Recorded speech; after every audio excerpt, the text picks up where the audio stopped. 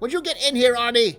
This whole horror movie marathon was your idea, if you'll recall. Chen and I are perfectly content to celebrate our Halloween like we usually do. Crouch below the windowsill, pretending not to be home, begrudgingly handing out brittle bit-o'-honey candies when vandalism is explicitly threatened. There is comfort in tradition. I'm here, I was making snacks, and it's not a horror movie marathon, it's a Halloween horror movie Scare-a-thon. Is there a significant difference between the two?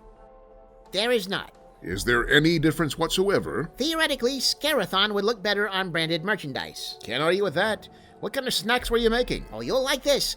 Are you ready for terror? Terror is generally not a quality I look for in my recreational foodstuffs. Psychologically speaking, I'm mostly ready for onion flavoring or imitation cheese. I have created a range of themed Halloween comestibles designed to terrify the taste buds and petrify the palate. I assume there's also an implied alliterative condition for the colon. First, if you're in the mood for something spicy, turn your attention to the tray of buffalo-style bat wings, served with diabolical dipping sauce. I see.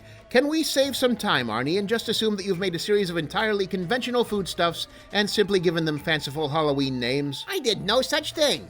If I knew this was the reception I was going to get, I wouldn't have spent 2 days looking for the one place in the whole Tri-County area that sells frozen bat. The wings do look a little undernourished. No matter, please avail yourselves also of my haunted trail mix, featuring whole grain cocoa wafers individually cut into fanciful ghost shapes, mixed with terrifying artisanal vampire bat marshmallows. So basically, you manually recreated Count Chocula cereal. There's also pretzels in there. What's in the glasses, Arnie? You're looking at the Strawberry Scream Massacre. Blended strawberries and yogurt with a thick, frothy head of horror. But be sure to finish it in one sitting, lest you end up at the last house on the leftovers. That doesn't really work. Just keep repeating to yourself, it's only a smoothie. It's only a smoothie. Arnie, okay, actually, that was a good one. Well done. It's got the flavor you've got a Wes Craven for. And we're back on solid ground. Your pay is getting docked for that one, Arnie. Darn it. So, Arnie, I assume there will eventually be some movies during your Halloween horror movie Scare-a-thon. Oh yeah, I brought a stack of them you can sort through. No reason not to make the process democratic. Just take your pick. I'm ready for anything on this night of darkness and evil. You brought, let's see, Disney's The Haunted Mansion, Pooh's Heffalump Halloween Movie, Curious George, A Halloween Boo Fest. How old are you again, Arnie? Well, if you convert for ground squirrel years, I'm right around 500. Letting alone your awful taste in... Good Lord, they made 4 Halloween Town movies? Well, the purists don't consider Return to Halloween Town as canon.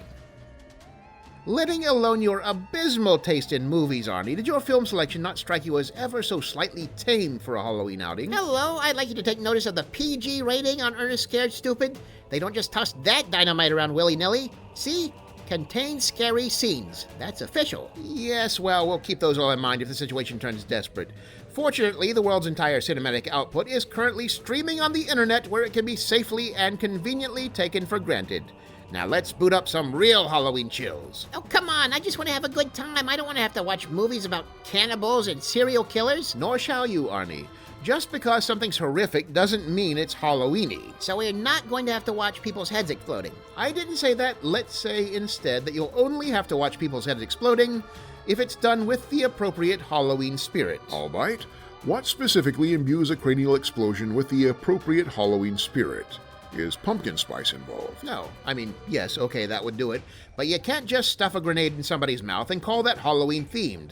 There's a lot of context involved. Halloween's about gothic autumn horrors, classic monsters, ghosts, and the living dead. So if Dracula explodes your head, that's Halloween-y. I think we're still glossing over some nuance, but you've got the general idea. It's about the atmosphere. So random murderers are not Halloween-y, ghosts and werewolves are Halloween-y. Correct. Escaped lunatics? Not Halloween-y. Skeletons on strings? Extremely Halloween-y. Zombies? Drastically overused, but I guess that one really depends on context.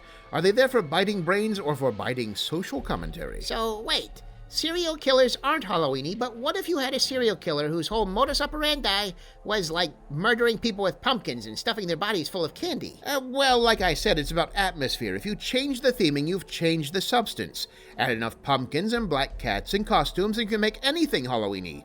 Take away those trappings, and It's the Great Pumpkin, Charlie Brown is just the story of 4 vagrant children begging on the streets while their friend descends into madness out in a field. Ooh, The Great Pumpkin. I like that one. Can we watch that? I'm okay with it. Shoo? Yes, okay, that one's fine, but let's keep scares in mind for the rest of our selections, all right? Halloween's not just about the parties and the candy. A lot of these traditions were put in place specifically to appease the dark and terrible spirits that stalk the earth at this time of year, when the veil between this world and the next grows thin. Traditions like how Sandy Sherwood at the Green Hill Diner dresses as a naughty stewardess every year. Well, that appeases a very specific subset of dark and terrible spirit, but I meant more in the sense of horror imagery, the ghosts and monsters. The protective incantations, brother, date back centuries. First you call forth the monster, then again the spawn. Then you bring together the spirit and the curse, and finally you have them all meet Abbott and Costello. That dates back centuries. Well, an abbot is just a monk or high priest, so presumably there was also a druid equivalent for a Costello.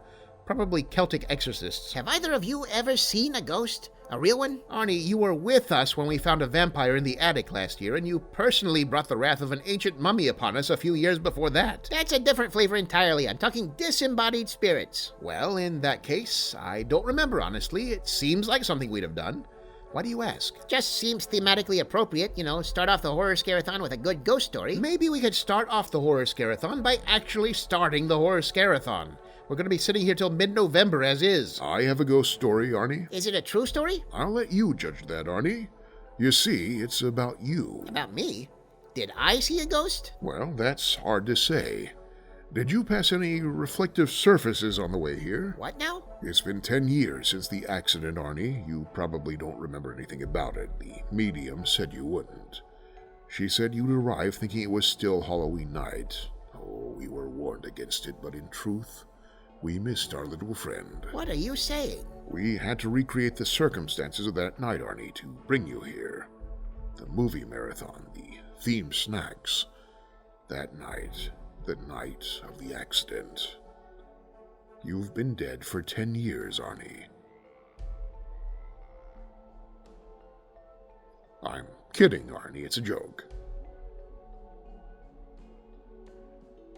You're not a ghost, Arnie. I think I broke Arnie. Well, at least we found out how to keep him quiet for movies. Until next time, video gamers, this is Shu and Chantanaka and the Restless Shade of Arnie the Ground Squirrel, wishing you a happy Halloween. Oh, now we are so watching Ernest.